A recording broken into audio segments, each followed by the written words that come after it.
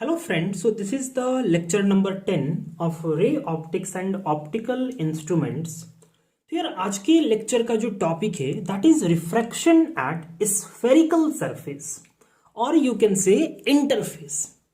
तो यार इंटरफेस का मतलब हम लोग क्या समझते हैं कि इंटरफेस क्या होता है? जो यार एक मीडियम को दूसरे मीडियम से सेपरेट करता है उसको हम बोलते हैं इंटरफेस। तो यार अभी तक हम लोगों ने किस तरह के इंटरफेस को देखा? अभी तक हम लोगों ने प्लेन इंटरफेस के बारे में पढ़ा, क्योंकि हम जब भी एक मीडियम को दूसरे मीडियम से सेपरेट कर रहे थे हम लोग क्या कर रहे थे यार, हम लोग एक स्ट्रेट लाइन ड्रॉ कर दे रहे थे। तो भाई ये लाइन नहीं है, ये एक सरफेस को डिनोट कर रहा है। ये सरफेस का शेप कुछ भी हो सकता है, लेकिन वो सरफेस कैसा था? वो सरफेस तुम्हारा प्लेन सरफेस था। जैसे कि हमने जो रेक्टेंगुलर स्लैब देखा, तो भाई रेक्टेंगुलर स्लैब का जितना भी सरफेस होता है वो कैसा होता है? वो एक प्लेन सरफेस से बना होता है, ठीक है। इवन हमने जो प्रिज्म देखा, तो ये जो प्रिज्म का जो यहाँ पे जो तीनों लाइन दिखा रहा है, भाई ये लाइन नहीं है, ये सरफेस को डिनोट कर रहा है, ठीक है। तो अभी तक हमने जो भी इंटरफेस देखा, जो भी सरफेस देखा जहां पे रिफ्लेक्शन हो रहा है, वो हमने प्लेन सरफेस के बारे में बात किया, प्लेन इंटरफेस के बारे में बात किया। लेकिन अभी जो हम इंटरफेस देखेंगे वो इंटरफेस हमारा कर्व्ड होगा। कैसा होगा?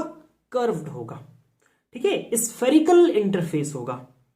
तो यार ऐसा नहीं है कि यहां पे हमने रिफ्रैक्शन देखा प्लेन इंटरफेस में कैसा हो रहा था, तो ऐसा नहीं है कि स्फेरिकल इंटरफेस में रिफ्लेक्शन चेंज हो जाएगा। भाई जिस तरीके से रिफ्लेक्शन लॉज ऑफ रिफ्लेक्शन के अकॉर्डिंग होता है, तो भाई रिफ्रैक्शन भी जहां होगा, जिस पॉइंट पे होगा, वो किसके पर बेस्ड होगा? भाई वो तुम्हारा रिफ्रैक्शन के लॉज पर बेस्ड होगा, ठीक है। सो नाउ एक चीज समझो कि हमने स्फेरिकल मिरर्स के बारे में पढ़ा ना? यस, हमने पढ़ा। तब तो हम ये पढ़ रहे स्फेरिकल मिरर्स के बारे में हमने पढ़ा। उस पे हमने दो मिरर्स के बारे में पढ़ा। एक था हमारा कनकेव मिरर और दूसरा हमने पढ़ा कॉन्वेक्स मिरर। कनकेव मिरर हमारा कैसा था? क्या हमने क्या किया था? हमने एक स्फेयर लिया था, एक स्फेयर का कुछ इस पार्ट को मान लो हमने कट कर दिया, और ये स्फेयर अंदर से खाली है, ठीक है, हॉलो स्फेयर है, तब तो इसको हम मिरर बना पा रहे हैं, ठीक है। तो ये स्फेयर जो है वो एक तरह से खाली है अंदर से। तो जब हम इस स्फेयर के पार्ट को लेते हैं और उस स्फेयर के जब हम बाहर वाले साइड को, आउटर सरफेस को हम क्या करते हैं? कोटिंग करते हैं, तब ये जो बनता है ये हमारा एक कनकेव मिरर के जैसा वर्क करता है। और कॉन्वेक्स मिरर का शेप कैसा होता है? ये होता है ऐसा। और कोटिंग कहाँ करते हैं हम लोग? कोटिंग करते हैं हम लोग अंदर साइड में। तो भाई मेरे बात को समझना कि कनकेव सरफेस क्या होता है और कॉन्वेक्स सरफेस क्या होता है। समझना, व्हाट इज कॉन्केव सरफेस, ठीक है। मान लो कि जो इंटरफेस है, वो इंटरफेस मतलब वो जो सरफेस का शेप कुछ इस तरीके से है। इंटरफेस क्या करता है? एक मीडियम को दूसरे मीडियम से सेपरेट, मतलब कि ये जो सरफेस है, सरफेस का ये जो शेप है, इधर एक दूसरा मीडियम है, इधर एक दूसरा मीडियम है, इसके इधर एक मीडियम, इधर एक मीडियम। तो भाई अब दोनों मीडियम से कोई एक मीडियम तो डेंसर होगा, कोई तो एक रेयरर होगा। तो अगर ये जो सरफेस तुम देख रहे हो, ये जो इंटरफेस का तुम जो शेप देख रहे हो, अगर इसके ये साइड तरफ डेंसर मीडियम है, कैसा मीडियम है? अगर इसके इस तरफ डेंसर मीडियम है और अगर इसके इस तरफ रेयरर मीडियम है, ठीक है, इसके इस तरफ रेयरर मीडियम है, तो इस सरफेस को, ये जो इंटरफेस है उसको हम बोलते हैं कनकेव इंटरफेस, कनकेव सरफेस। देखो केव का मतलब क्या होता है भाई? केव का मतलब होता है गुफा।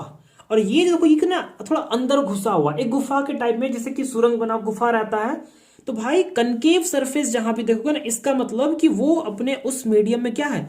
अंदर की तरफ क्या है? धसा हुआ है, अंदर की तरफ घुसा हुआ है, उसको हम बोलते हैं कनकेव सरफेस। और यार कॉन्वेक्स सरफेस क्या होता है? What is convex surface? तो देखो अगर शेप ऐसा है ठीक है। और अगर ये साइड डेंसर मीडियम है, इस साइड डेंसर मीडियम है, देखो तो ये शेप कैसा लग रहा है कि बाहर निकला हुआ है, लग रहा है ना कि ये बाहर निकला हुआ है। अगर ये साइड डेंसर मीडियम है और अगर इस साइड रेयरर मीडियम है, तब हम इस इंटरफेस को बोलेंगे कॉन्वेक्स इंटरफेस, क्योंकि ये क्या है, अंदर की तरफ धंसा हुआ है, ये बाहर की तरफ निकला हुआ है, ये बाहर की तरफ निकला हुआ है। लेट सपोज कि अगर कोई एक स्फेयर है, ठीक है, तो देखो नाउ सी, इस पॉइंट से इस पॉइंट तक इस इंटरफेस को देखो, ये कैसा है, और मान लो कि इसके अंदर जो है वो एक सॉलिड स्फेयर है। ये क्या है, ये तुम्हारा पूरा एक सॉलिड स्फेयर है, पूरा एक सॉलिड स्फेयर है। और इसका मान लो कि ये तुम्हारा एक डेंसर मीडियम है, तो भाई ये डेंसर मीडियम से ये सरफेस कैसा है, बाहर निकला हुआ है, तो ये सरफेस कैसा हो गया, कॉन्वेक्स सरफेस। अगर हम यहां से यहां तक का बात करें तो ये भी कॉन्वेक्स सरफेस, यहां से यहां तक का बात करें तो ये भी कॉन्वेक्स सरफेस। लेकिन अगर मान लो कि हम इस ग्लास को, मान लो ये ग्लास का बना हुआ है, जो ये स्फेयर है वो ग्लास का बना हुआ है, उसको हम ऐसे कट कर देते हैं, ऐसे कट कर दिए। अब देखो तो ये सरफेस हो गया ना, नया सरफेस, मतलब ये पार्ट अलग हो गया, तो ये सरफेस बचेगा। अब ये सरफेस कैसा है, इस मीडियम में अंदर घुसा हुआ है, तो फिर ये जो सरफेस होगा ना, ये तुम्हारा कनकेव सरफेस के जैसा वर्क करेगा। That's so simple. ओके,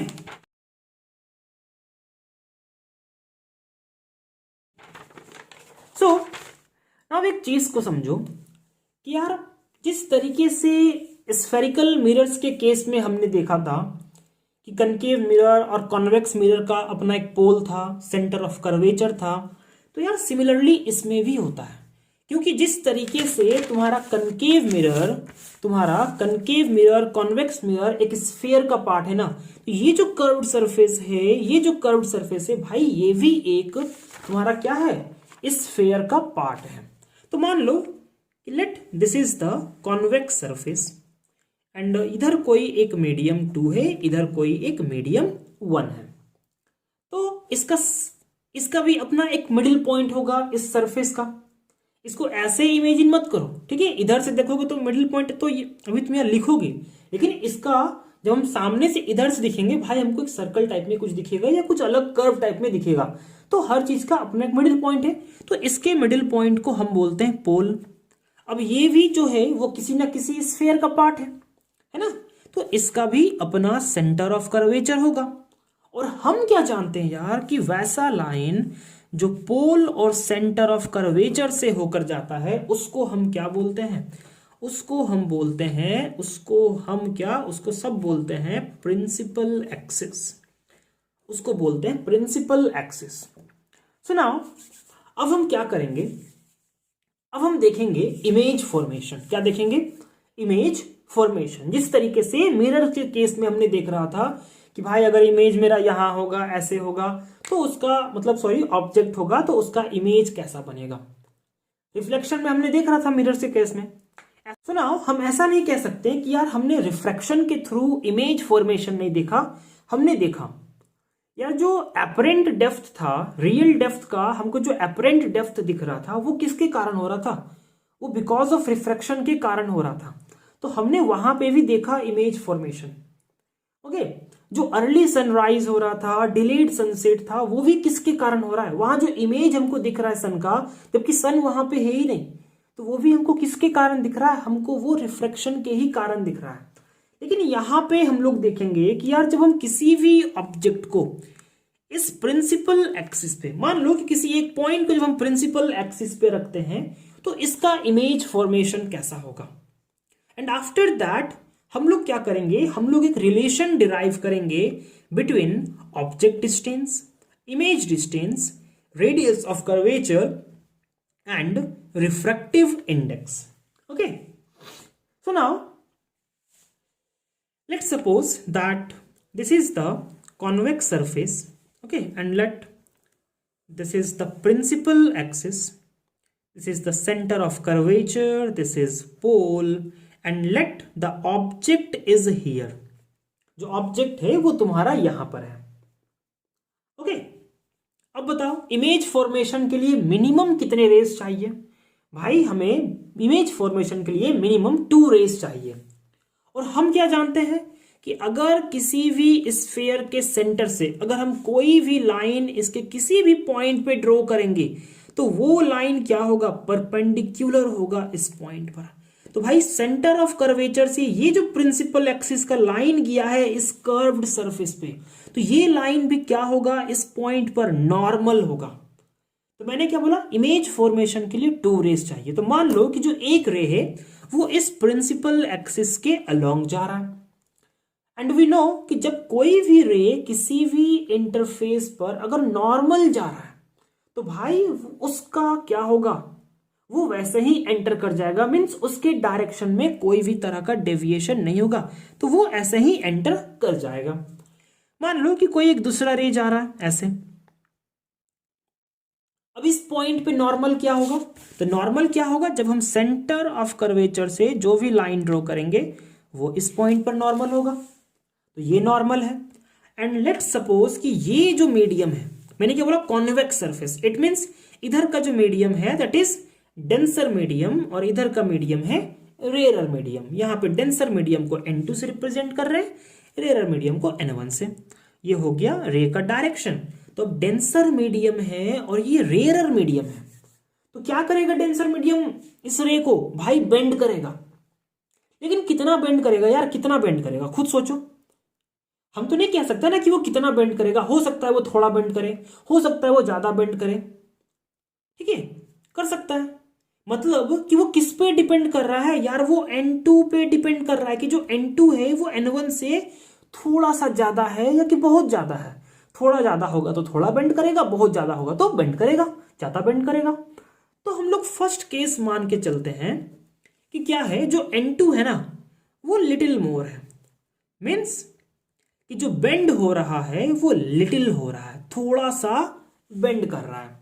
तो जो रे है मान के चलो कि वो ऐसे इस डायरेक्शन में वो चला गया।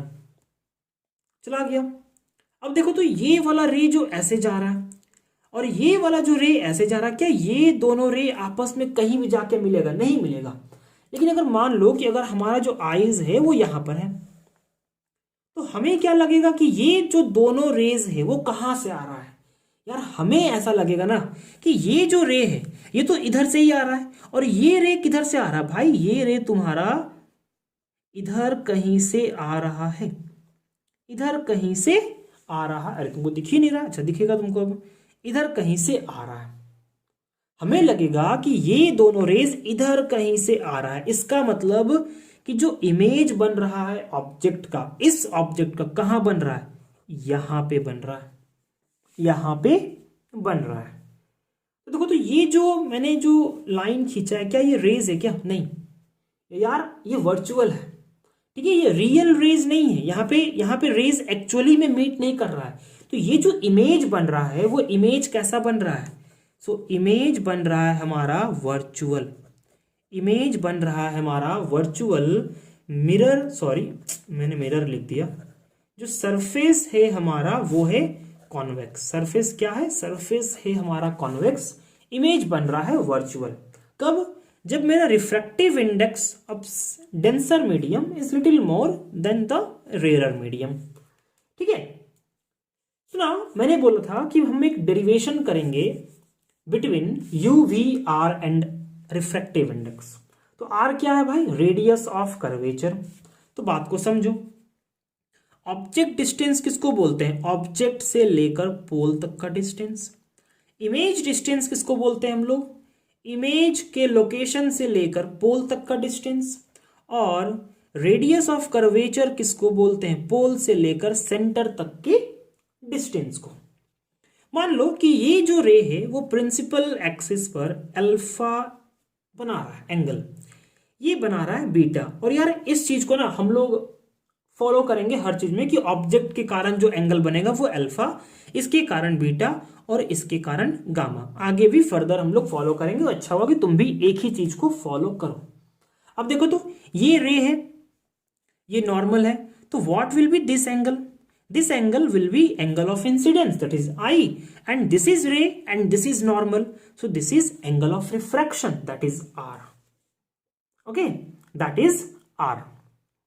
Let this point M and it is O dash, okay, let it be O dash. Now अब एक चीज समझना कि यार तुम देख रहे होगे प्रीवियस लेक्चर से, ठीक है, कि हम क्या कर रहे हैं कि हम कुछ एजम्पशंस कर रहे हैं अपने डेरिवेशन को कन्वीनियंस तरीके से सॉल्व करने का या बनाने का, जिससे हम इजिली मतलब फॉर्मूलाज को डिराइव कर रहे हैं। और उसमें से जो सबसे कॉमन एजम्पशन था वो ये था कि यार हम हर बार क्या कर रहे थे ना कि हम एंगल्स को ना स्मॉल एंगल्स मान के चल रहे थे। तो भाई यहां पे भी हम उसी एजम्पशन को फॉलो करेंगे कि जो एंगल्स है ना, एंगल्स को हम स्मॉल मानकर चलेंगे, एंगल्स को हम स्मॉल मान के चलेंगे, और जो कर्वेचर है उसको भी हम स्मॉल मानेंगे, ठीक है, ताकि हमें एक कन्वीनियंट हो, हमें कन्वीनियंस हो डेरिवेशन करने के लिए। तो अगर हम स्मॉल एंगल्स लेके चल रहे हैं तो क्या हम साइन थीटा को थीटा लिख सकते हैं? और अगर थीटा मेरा स्मॉल है तो क्या हम tan theta equals to theta लिख सकते हैं? हाँ भाई लिख सकते हैं। और कर्वेचर स्मॉल होने का मतलब क्या कि देखो एक ये कर्वेचर है ना, एक ये भी कर्व है हल्का, एक तुम्हारा ये कर्व है, एक ये कर्व है, एक ये कर्व है, एक ये कर्व है। देखो तो ये कम ज्यादा मुड़ा है, कम मुड़ा है, कम मुड़ा है, कम मुड़ा है, कम मुड़ा है। अगर मैं इस पॉइंट से इस पॉइंट तक का बात करूं, इतना कर्व है ना, अगर मैं इसको पैरेलली चलाऊं तो देखना ये मुड़ा हुआ है, ये भी हल्का मुड़ा हुआ है, ये थोड़ा सा लग रहा है कि एक लाइन के जैसा है, यहाँ ठीक से बन नहीं पाया, लेकिन ये भी एकदम हल्का कम मुड़ा, मतलब ये भी एक लाइन का। और यहाँ पे देख रहे हो भाई एकदम लाइन के जैसा लग रहा है, या ये हल्का सा मुड़ा भी रहता ना, तो अगर मान लो कि हम यहाँ से इसके परपेंडिकुलर अगर हम कुछ देते हैं तो भाई ये वाला पॉइंट और ये वाला पॉइंट क्या होता, आपस में बहुत ज्यादा नजदीक होता, ठीक है। तो यहाँ पे हम लोग कर्वेचर को भी हम लोग स्मॉल, मतलब इस तरीके से हम लोग कर्वेचर को मान के चलेंगे। तो मान लो कि यहां से हमने एक नॉर्मल ले लिया है प्रिंसिपल एक्सिस पर, and that is an, that is an.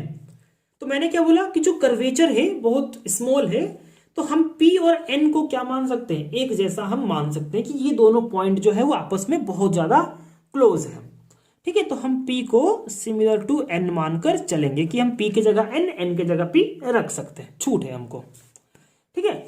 So now using Snell's law, कौन सा लॉ भाई, स्नेल्स लॉ। स्नेल्स लॉ क्या कहता है, we can write sin I upon sin R that is equals to refractive index of 2 with respect to 1, क्योंकि मोड़ने का काम 2 कर रहा है जो रे 1 के मीडियम से आ रहा है। and we can write n2 upon n1 because we know refractive index of 2 with respect to 1, we can write refractive index of 2 divided by refractive index of 1, and we know that angles are small and sin theta is equals to theta, so sin I is equals to I and sin R is equals to R equals to n2 upon n1, and from here we can write n1I, कौन आई, n1I कहां से आई, इस derivation में आई, equals to n2R, ठीक है। इस चीज को हम लिख सकते हैं। अच्छा यहां से एक चीज समझना, ये क्या है, एक कांस्टेंट है, रिफ्रैक्टिव इंडेक्स कांस्टेंट है, ये सब एंगल्स है, तो एंगल भी कांस्टेंट हुआ, तो कांस्टेंट ये सब मतलब क्या हुआ, एक तरह से ये कांस्टेंट हुआ ना कि ये दोनों का मल्टीप्लीकेशन जो होगा वही इन दोनों का मल्टीप्लीकेशन होगा। यहां पे एकदम ध्यान से समझना चीज को, ठीक है, कि मैं क्या बोल रहा हूं कि भाई ये इंटरफेस है ना, ये मान लो ये मीडियम 1 है, ये मीडियम 2 है, कोई एक रे ऐसे आया मान के चलो और ये ऐसे बेंड हो गया, तो ये जो मीडियम है इसका मल्टीप्लाई हो रहा है इसके एंगल से जो एंगल नॉर्मल के साथ बन रहा है, इस दोनों का कुछ वैल्यू आया, ये जो है इसका मल्टीप्लाई हो रहा है इस एंगल से, जो एंगल ये नॉर्मल के साथ बना रहा है, इसका भी कुछ वैल्यू आया और हम क्या देख रहे हैं कि ये दोनों वैल्यू बराबर है। तो इसका मतलब हम क्या कह सकते हैं कि अगर किसी मीडियम में कोई रे कुछ एंगल बना रहा है नॉर्मल के साथ, तो अगर हम उस एंगल का मल्टीप्लाई कर दें उसके रिफ्रैक्टिव इंडेक्स से, तो वो कांस्टेंट होगा। मतलब कि अगर मान लो कि अगर ये जो रे है अगर वो किसी थर्ड मीडियम में एंटर करने के बाद कुछ एंगल बनाता, तो अगर हम उस एंगल को मल्टीप्लाई करके लिखते हैं, मान लो अगर वो एक्स एंगल बनाया, तो हम उसको इक्वल्स टू लिख सकते हैं n3x। अगर वो फोर्थ मीडियम में घुसा तो उसको हम लिख सकते हैं n4y, अगर वो y एंगल बना रहा है तो। ठीक है, तो इस चीज को भी एकदम ध्यान में रखना। सो now C, so the next part is, understand here, wait, okay, now see the next part is here कि n1i है ना, our result comes out to be n1i is equals to n2r। okay, अब मुझे ये figure है यहां से देख के बताओ, ये जो आई एंगल है वो किस ट्राइंगल का एक्सटीरियर एंगल है। अगर हम MOC देखें, ये वाला ट्राइंगल देखें, ये वाला ट्राइंगल, तो MC को एक्सटेंड किया गया है। It means I is the exterior angle, so we can write I is equals to alpha plus gamma. और अगर हम O'MC को देखें, ये ट्राइंगल को देखें, तो भाई अगर O'M को एक्सटेंड किया गया है तो ये R है, ये एक्सटीरियर एंगल है, तो इट मीन्स ये किसके इक्वल हो गया, बीटा प्लस गामा के। सो हम लिख सकते हैं बीटा प्लस गामा, गा, क्या गा पता नहीं। सो हम लिख सकते हैं n1i के जगह पे इतना प्लस इतना, n2 के जगह पे इसके जगह पे लिख सकते हैं beta plus gamma. So now we can write n1 alpha plus n1 gamma is equals to n2 beta plus n2 gamma, and now take n1 alpha minus n2 beta one side, and जब उसको उधर करोगे तो तुम लिख सकते हो n2 minus n1 into gamma। ठीक है, इसको लिख सकते हो। अब देखो एंगल्स क्या है, स्मॉल है, मैंने पहले ही बोला है कि sine theta equals to theta लिख सकते हैं, तो थीटा को बराबर हम टेन थीटा भी लिख सकते हैं। तो यार हम n1 यहाँ पे हम 10 अल्फा लिख सकते हैं। ठीक है, लिख सकते हैं ना भाई, एकदम लिख सकते हैं क्योंकि एंगल्स छोटे हैं। और n2 को हम लिख सकते हैं n2 multiplied with 10 beta, and that is equals to n2 minus n1 gamma है, तो इसको हम लिख सकते हैं 10 गामा। ठीक है, अब देखो मैंने क्या बोला, P और N जो है वो आपस में बहुत क्लोज है। ठीक है, बहुत क्लोज है, तो यहाँ पे हम अगर हम 10 अल्फा लिखेंगे तो हम क्या लिखेंगे, परपेंडिकुलर ऑफ बेस, तो क्या होगा mn अपॉन ON। तो हम n को किसके बराबर मान के चल रहे हैं, P के बराबर मान के चल रहे हैं। मान रहे हैं भाई, एकदम मान रहे हैं।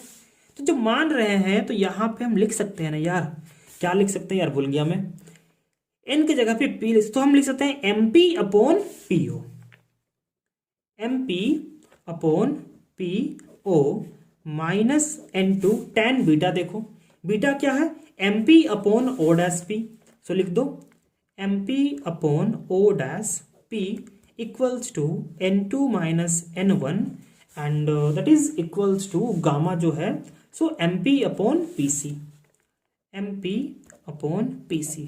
देखो तो ये MP सब जगह से कॉमन होके कट सकता है, हाँ एकदम कट सकता है। तो क्या बच गया, बच गया n1 अपॉन PO, दिख रहा है ना, हाँ दिख रहा है, minus n2 upon O dash P, that is equals to n2 minus n1 upon PC।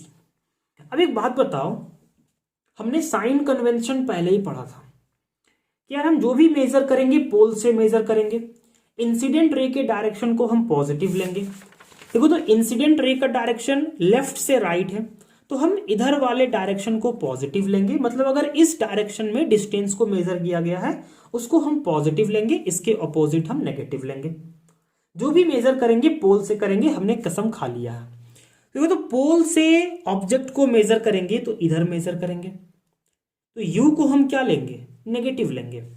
पोल से इमेज को मेजर करेंगे तो हम इस डायरेक्शन में इधर मेजर कर रहे हैं, तो हम भी को भी नेगेटिव लेंगे। और अगर हम रेडियस ऑफ कर्वेचर को मेजर करेंगे तो हम पोल से मेजर कर रहे हैं, ये इधर है तो इस डायरेक्शन में मेजर कर रहे हैं, तो हम आर को क्या लेंगे, हम आर को लेंगे पॉजिटिव। तो ओपी क्या है, OP is equals to U. So हम लिख सकते हैं कि जो ओपी है वो माइनस यू है। उसी तरीके से ओ डैश पी क्या है, माइनस वी है, और जो पीसी है वो तुम्हारा आर है क्योंकि वो पॉजिटिव है। तो यहाँ पे हम क्या लिख सकते हैं, यहाँ पे हम लिख सकते हैं N1 अपॉन पी ओ क्या है, minus u, minus N2 upon O dash P v क्या है, माइनस वी है, equals to N2 minus N1 divided by P C that is R. Okay, so minus minus plus, तो एक काम करते हैं N2 अपॉन वी को पहले लिख सकते हैं, इसको बाद में लिख देंगे, तो माइनस को ऊपर ले लेंगे, so equals to N2 minus N1 upon R।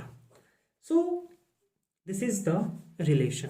Okay, this is the relation between object distance, image distance, refractive index and the radius of curvature and the refractive index of medium 2 and medium 1. Okay, so this is relation.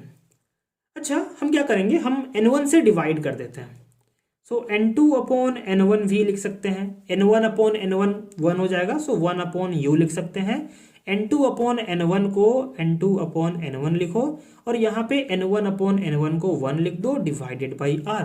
और हम क्या जानते हैं, n2 upon n1 क्या होता है, refractive index of 2 with respect to 1 upon v minus 1 upon u, ये भी क्या हो जाएगा n21 माइनस 1 अपॉन r।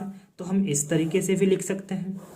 अगर मेरा रिफ्रैक्टिव इंडेक्स ऑफ 1 जो है वो एयर का है, अगर एयर मीडियम है, तो उस केस में हम ये N21 को, हम N2 भी नहीं लिखेंगे, हम सिर्फ लिखेंगे रिफ्रैक्टिव इंडेक्स ऑफ मीडियम। सो हम लिख सकते हैं n upon v minus 1 upon u is equals to n minus 1 upon r। तो कॉमन कंसिडरेशन है भाई कि यहाँ पे जो n है वो मीडियम का रिफ्रैक्टिव इंडेक्स है। ठीक है, तो हमने इस 3 तरीके से, बट ये 2 तरीका ज़्यादा अच्छा है क्योंकि यहाँ पे डायरेक्टली शो कर रहा है कि वो एयर के रिस्पेक्ट में है, और यहाँ पे हमको मालूम पड़ रहा है कि वो 2 मीडियम के रिस्पेक्ट में है। सो this is the formula. Okay, this is the formula. Now अब हम लोग समझेंगे, जैसे कि बात को समझना, क्या समझेंगे कि यार यहाँ पे हमने जो फर्स्ट केस मान के चला था, ठीक है, पहले मेरी बात को समझ लो कि जो मैंने अभी सॉल्व किया, अगर तुम देख रहे हो तो यार एक बार सिर्फ अच्छे से देख लेना या प्रैक्टिस कर लेना, तुमको ये चीज समझ में आ जाएगा अच्छे से, और याद भी हो जाएगा कहीं ना कहीं, एक तरह से रटा जाएगा तुमको कि भाई इसको कैसे सॉल्व करते। बहुत ईजी है, सिर्फ हमने इमेज ड्रॉ किया, और इमेज का फॉर्मेशन करना तुमको आना चाहिए। इवन अब तो तुम सीख भी गए होगे यार, ठीक है, आना चाहिए। मैंने सिर्फ क्या किया, इसका ऑब्जेक्ट डिस्टेंस जो मान लिया u, इसको v, इसको r, जो एंगल बनाया वो मान लिया, i और r का रिलेशन निकाल दिया इनके एंगल्स के बीच में, और सिर्फ मैंने एक चीज किया यार, और वो मैंने किया स्नेल्स लॉ। बस स्नेल्स लॉ के जरिए हो गया सॉल्व। ठीक है, नाउ अब जो दूसरा केस है भाई, आखिर हमने फर्स्ट केस में वर्चुअल नहीं माना, हमने फर्स्ट केस में माना था कि जो रिफ्रैक्टिव इंडेक्स है थोड़ा सा ज्यादा है, थोड़ा बेंड किया, लेकिन अब हम मानेंगे कि वो ज्यादा बेंड करेगा। So this is the convex surface, this is the refractive index of medium 2, this is the refractive index of medium 1. Let the object is here, let the center of curvature is here. So let this is the ray which goes normal, and let this is the ray, and let this is the normal to this point at this interface, and the ray bends more। और मान लो कि जो रे है वो कुछ ऐसे bend कर दिया, कर सकता है भाई, नॉर्मल ये है तो नॉर्मल के टुवर्ड्स बेंड किया है, क्योंकि ये डेंसर मीडियम है, ये कॉन्वेक्स सरफेस है, और ये ऑब्जेक्ट है, और ये पोल है, and this point is m। Okay, this point is m, and this point is o dash.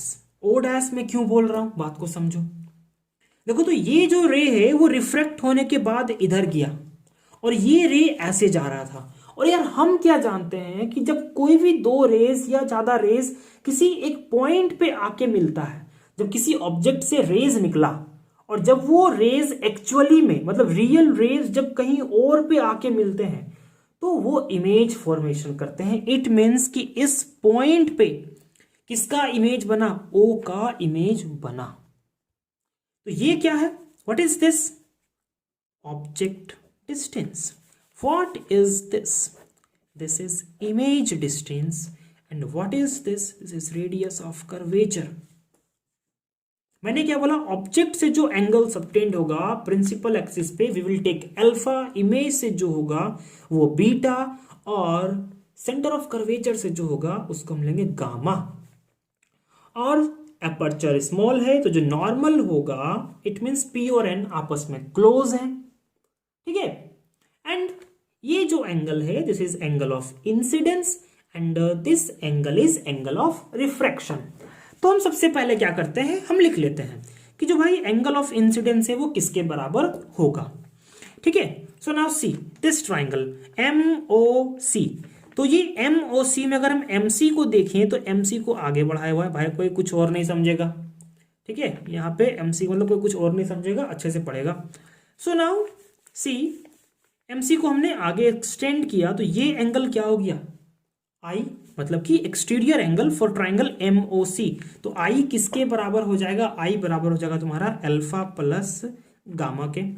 दूसरा चीज, अगर तुम इस ट्राइंगल को देखो एम ओ डैश एंड सी को, तो अगर ओ डैश सी को आगे की तरफ एक्सटेंड किया गया है तो ये जो गामा वाला एंगल है वो एक्सटीरियर एंगल है।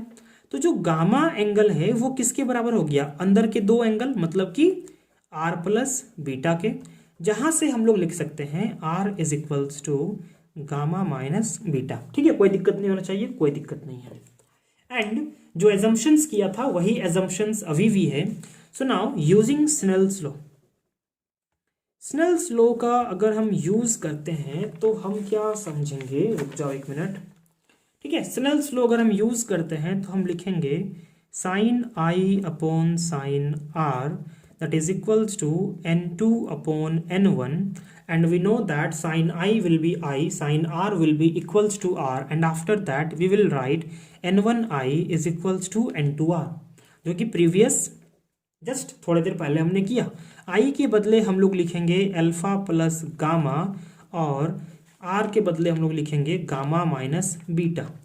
उसके बाद हम लोग इन सबको बारी बारी से लिख लेंगे, n2 gamma minus n2 beta. उसके बाद फिर हम लोग वही काम करेंगे कि यार हम लोग n1 अल्फा को और प्लस n2 बीटा को साथ में रखेंगे और इधर n2 माइनस n1 गामा को इधर ले जाएंगे। उसके बाद हम जान रहे हैं कि हम अल्फा को क्या करेंगे, हम कर देंगे tan अल्फा, क्योंकि एंगल से स्मॉल है इसको कर देंगे हम लोग tan बीटा। उसके बाद n2 माइनस n1 और हम लोग इसको लिखेंगे tan गामा।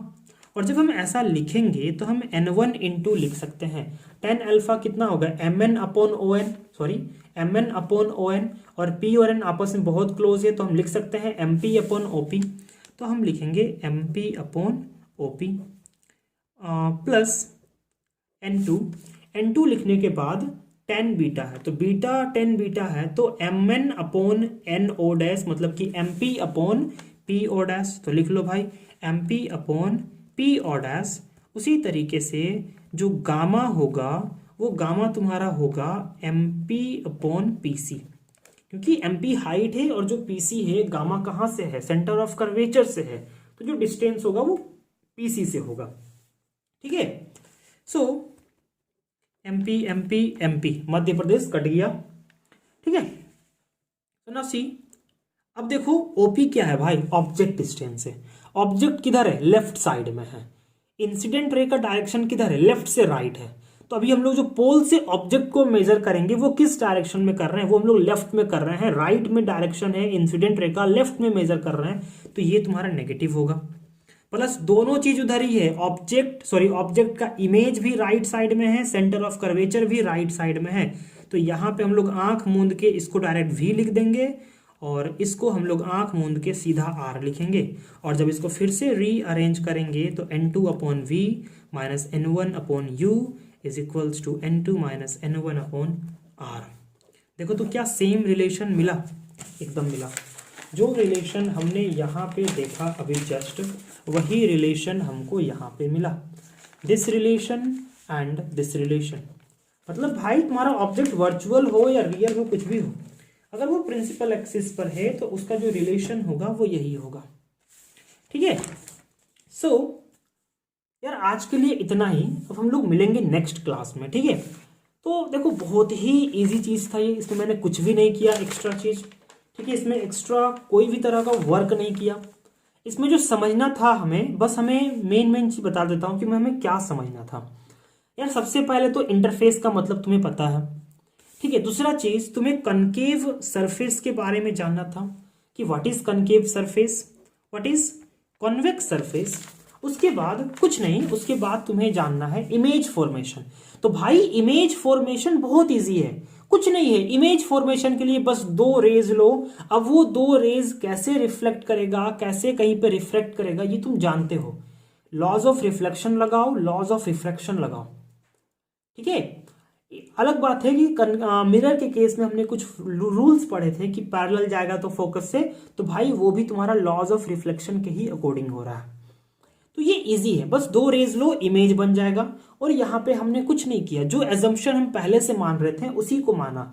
एंगल्स को स्मॉल माना, इन दोनों पॉइंट्स को कह सकते हो कि सामने माना, या एपर्चर को स्मॉल माना, कर्वेचर को स्मॉल माना, और बस एक डिराइव किया और कुछ नहीं किया। और जो डेरिवेशन का लास्ट में रिजल्ट आया वो ये आया। ठीक है, सो यार अगर क्लास अच्छा लगा हो then must share and please like it. So thank you so much, मिलते हैं हम लोग नेक्स्ट क्लास में।